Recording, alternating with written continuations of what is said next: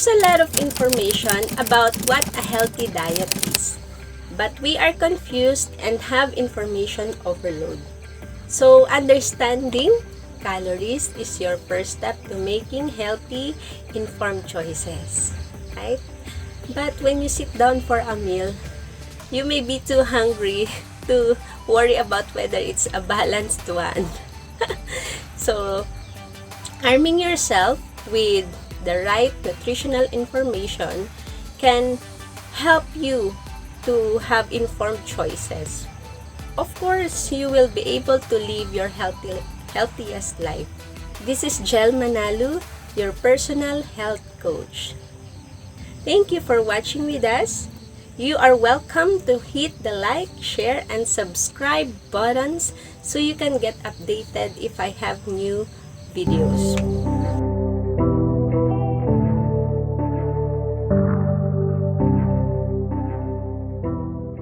Understanding calories can help you make educated decisions about your diet and exercise.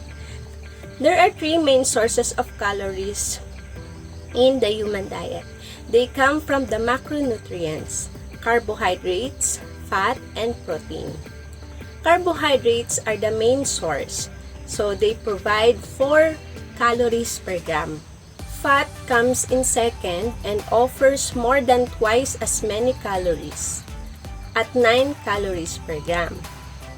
Protein is the third source, which delivers 4 calories per gram. A common question is whether all calories are created equal. So a calorie from fat should provide the same amount of energy as a calorie from protein. But really, this question should be posed to the gut. Your gut absorbs almost all of the calories from the carbohydrates, protein, and fat you eat. But your gut treats fiber differently than the carbohydrates and fat and protein. Instead of taking on all the calories fiber has to offer, your gut will only absorb about half. That's because fiber is difficult for the gut to digest completely. On top of that, fiber easily absorbs water, and this process can help you feel fuller for longer and helps you cut back how many calories you eat, or at least absorb. Combined with the other health benefits of fiber, it's no wonder that the American Heart Association recommends adults consume 25 grams per day. Now let's talk when your body is at rest. Most people are familiar with the idea that exercise burns calories. However, your body also expends energy by merely existing. The amount of energy your body uses at rest is your basal metabolic rate, or BMR. It makes up for 2/3 of your daily calories burned. Imagine, 2/3. This is a significant chunk because metabolism requires a lot of energy. Metabolism includes processes like body temperature regulation, blood circulation, and cell growth, to name a few. Your brain chews up about 20% of your calories, or about 450 calories for an average diet per day by itself. If you're counting calories, you can think of these as freebies. So understanding calories your body burns just to maintain itself will help you plan your diet and exercise better. So how many calories should you eat? You need to consume a certain number of calories each day for your metabolic processes to occur effectively and for your body to work properly. For men, this number is roughly 2,500 calories per day, and women need approximately 2,000 calories per day. These daily requirements fluctuate depending on a few factors: age, sex, weight, and activity level. Infants and children require fewer calories than adults. So, as adults age, through the lifespan, energy requirements decrease. This is true in part because activity levels of older adults tend to decrease with age. Calorie needs are a function of weight. A larger person needs more calories because carrying more weight takes more effort and energy. They also have more living tissues to support. So this is also true in the opposite direction. Smaller person, fewer calories. Men typically require more calories per day on average because their BMR is higher. Athletes are a great illustration of the effect of activity level on calorie needs. Calories burned through intense physical activity need to be replaced to ensure the body's metabolism can continue unaffected. That's why athletes take in more calories and stay fit. When determining your unique calorie needs, consider whether you're trying to lose, maintain, or gain weight. So imagine you'd like to lose weight. Losing 1 kilogram of body fat is the equivalent of burning 7,500 calories. So if you're either burn or cut out 500 calories per day, you would lose half kilo per week. So here are some ideas on how to be more mindful of your calorie intake. Are you ready? Okay.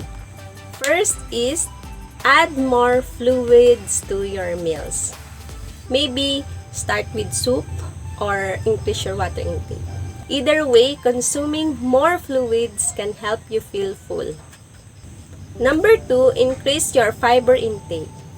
Fiber is not easily digested, and as a result, the gut only absorbs half of fiber's calories. Additionally, fiber will keep you feeling full for longer. Number 3, add protein to your breakfast if this is not already part of your routine. And protein will help you feel full for longer. And protein can also help support lean body mass, which help increase your BMR. Number 4, limit empty calories when possible. These are usually found in added sugar and solid fats. While these foods provide energy, they lack important nutrients. Number 5, read nutritional labels for macronutrient and calorie content. So pay attention to the number of serving sizes in each package. The nutritional information only represents only one serving. Now that you're familiar with the calories in your diet, let's explore how calories relate to exercise. You already know exercise is the best way to burn calories. And burning calories is one way to manage your body weight. Vigorous exercise can burn as much as 20 calories per minute. But this type of effort is difficult to maintain for a long period of time. The good news is that sustained, moderate activity burns the most calories. In fact, a documentary by the BBC demonstrated this with a small comparison between 3 families. Though it wasn't a scientific study, the findings of the comparison are interesting and noteworthy. One family remained sedentary, another did housework for a few hours, and the third participated in a short, vigorous workout.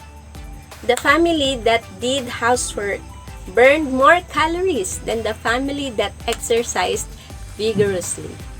Even though the housework was not an intense activity, the family kept at it for much longer.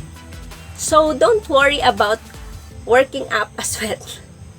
If you don't have the energy for a big push, focus on moving your body for a sustained period of time. Knowing that you're burning calories is different than being aware of the exact amount you work off. Calculating calories burned is helpful because it can make achieving your body weight goals easier, whether that be weight loss, maintenance, or weight gain. The good news is, Published data exist on an assortment of exercises and how many calories each activity burns. So it's called the Compendium of Physical Activities, and you can start with it. So check out the list below to see how many calories you burn per activity. So understanding calories from your diet, calories in, and those you burn, calories out, makes weight management a matter of simple math. There's still a lot of effort, but it's all about balancing calories in and calories out. You can control calorie intake by paying attention to your diet. And you can change how many calories you burn by incorporating a range of physical activity into your lifestyle. So if you're consuming less than your daily calorie requirement, you will likely lose weight. If you're matching the requirement, you should maintain your current weight. And if you're consuming significantly more than your baseline requirement, you will likely gain weight. So recall the factors that will influence your daily calorie needs: your age, weight, sex, and activity level. These affect your calories in, and consequently, how many calories you need to expend to reach your goal. There are many calorie calculators available online that take these factors into account. So now the important question is, which is the most important side of the calorie balance equation? As you can see above, exercise only burns about 100 to 400 calories per 30 minutes of activity, or about 200 to 800 calories per hour, whereas the average person needs to consume approximately 2,250 calories per day. Probably, the easier side of the equation is to immediately affect is calories in. So it is hard work to burn 500 calories through exercise, yet pretty easy to put the fork down. Or stop eating the empty calories through junk food and consume 500 fewer calories every day. This isn't to underscore the health benefits of exercise. Everyone should be exercising at least 30 minutes per day, at least 4 days a week. This will help you experience the health benefits of exercise. To make the easiest impact on your weight, slowly begin to consume fewer calories. If you have a hard time restricting your calories at first, increase your exercise routine accordingly. But to make the quickest impact on your weight, work on both sides of the calorie balance equation. Combine eating less, making healthy food choices, and increasing your daily physical activity. So now, putting it all together, developing a healthy regimen of balanced meals and exercise can be intimidating. Understanding calories can be a big help. And fortunately, there are many resources available to make this process easier. Start by learning about your energy needs based on your age, sex, weight, and activity level. This gives you a great starting point. Gather the information you can from food packaging to make educated decisions based on the labels. This will help you meet your daily calorie requirements while building out your snacks and meals. Then, based on your weight management goals, you can decide how many calories you should be consuming compared to your energy requirement. Finally, determine how many calories you can burn based on the physical activities you enjoy. This will give you an idea of how long and how often you should exercise to achieve your weight management goal. Before we end, if you want to lose weight and want to have a simpler way on how to get started, on how to get started without going through the hassle of meal planning and cooking? Watch this video. Reset is a key component of USANA's approach to true health. It's a unique program that can help you jumpstart healthier eating habits in only 5 days, setting you on the path to a new and healthier you.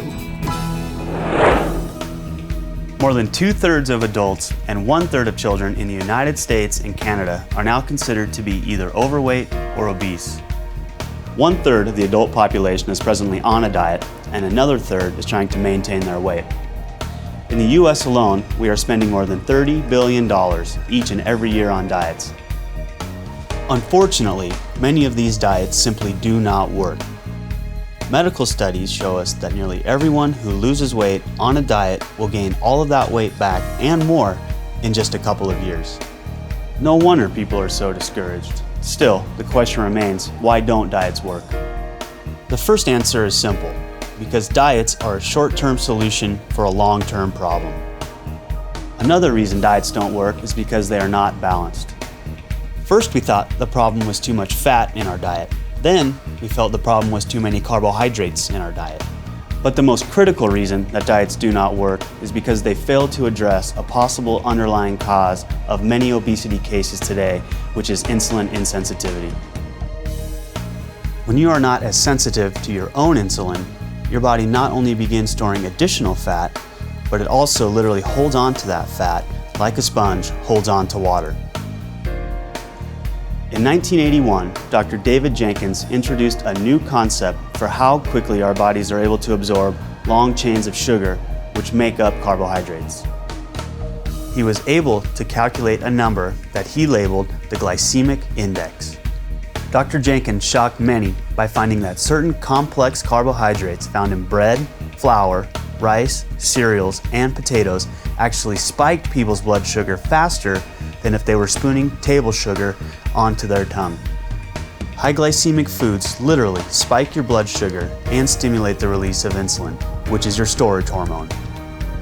When blood sugar rapidly rises, it causes a tremendous release of free radicals, which in turn leads to significant inflammation of the arteries, especially the fine arteries of muscles called capillaries. This is known as glycemic stress. Reset is one of the most nutritionally complete meal replacement programs available, and it's simple. For 5 days, you'll replace your usual meals with USANA's low glycemic shakes, plus you'll get 1 serving of fruit and 1 serving of vegetables each day. And although you'll be restricting calories during Reset, you'll never feel deprived because our low glycemic Nutritional shakes are filling and satisfying. Research shows that eating low glycemic foods as part of a balanced diet is a healthy way to help control hunger and lose weight. And importantly, this carefully formulated program will help you control your carbohydrate cravings, a key first step in making healthier food choices every day. And what's most exciting, the results are immediate. After just 5 days, you'll find that you've made a clean break from your cravings for foods rich in refined sugars and carbohydrates, making it easier to cut back on the amounts of food and the numbers of calories you consume at subsequent meals. Will a few days on Reset solve all your weight management issues? Of course not. Reset is not a quick fix fad diet. It will, however, give you the start you need for a lifelong habit of healthy and balanced nutrition. So think of Reset as an important first step toward resetting your body and resetting your life. And after you complete the Reset program, you'll want to continue your healthy, low glycemic eating habits by replacing 1 or more meals a day with the macro optimizers as you move on to the transform and maintain phases of the program. As an Olympic athlete, I always try to stay in shape. And one thing that helps me do that is sticking to a healthy diet with USANA's macro optimizers. After you complete the Reset program, you will want to continue your healthy new eating habits by replacing 1 or more meals with the macro optimizers. If you'd like to continue losing weight, you will move on to the transform phase. In this phase, you replace 2 meals each day with Nutritional shakes and at least 1 snack. Then you will eat 1 regular low glycemic meal and 1 low glycemic snack. In this phase, you will want to make sure to eat plenty of fruits and vegetables and limit foods with a higher glycemic index. And remember to take your essentials or health pack. It is during this phase that you should begin to slowly integrate a moderate exercise regimen into your daily life. Walking is a great way to begin your exercise program. Although a goal of 10,000 steps, roughly about 5 miles, is often recommended, this number may be a little too high if you're just starting a walking program. For the greatest success, use your pedometer and set and track attainable goals based on your level of fitness. Start by simply adding 200 to 1,000 steps a day to your baseline, depending on your level of fitness and your energy level. Once you've reached your weight goals, move on to the maintained phase. This is your lifetime plan for healthy living. Each day, you simply replace one meal with a Nutritional shake and at least one snack. Then just stick to a healthy, balanced diet for your other meals and snacks as much as possible and continue to exercise regularly. And remember to take your essentials or health pack. By following this simple plan, you will look and feel better than ever. You will truly have reset your body and reset your life.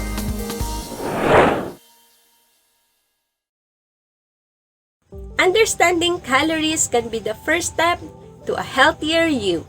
No matter what your health and fitness goals are, you are now armed to navigate the decisions more confidently. To avail the Usana Reset Kit, type Reset Kit in the comment section or simply click the link in the description box. This is Jel Manalu, your personal health.